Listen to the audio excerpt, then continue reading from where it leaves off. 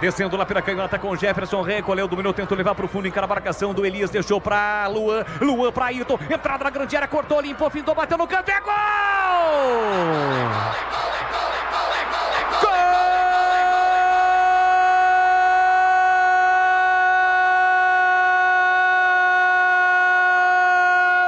Gol do Bugre!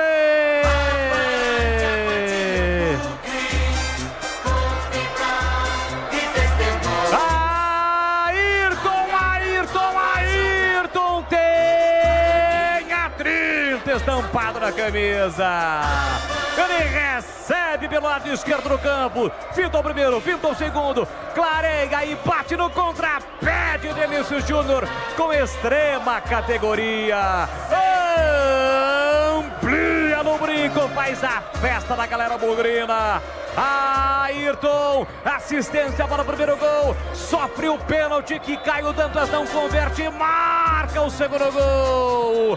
Ayrton, avante, avante, avante, avante, avante, Bugrão. Olha o povão festejando, olha a galera vibrando porque balançou a rede, é gol do Bugrão. Verde e branco são as cores da paixão, verde e branco as cores do Bugrão. Ayrton coloca lá dentro, o Guarani amplia na marca de 48 minutos de bola rolando do primeiro tempo, solta o grito, grita comigo, nação bugrina, de novo, tá registrado no brinco. Ayrton, Guarani 2, Vila Nova 0, Denilson Júnior, não chora não, goleirão, a bola dorme no fundo da sua rede.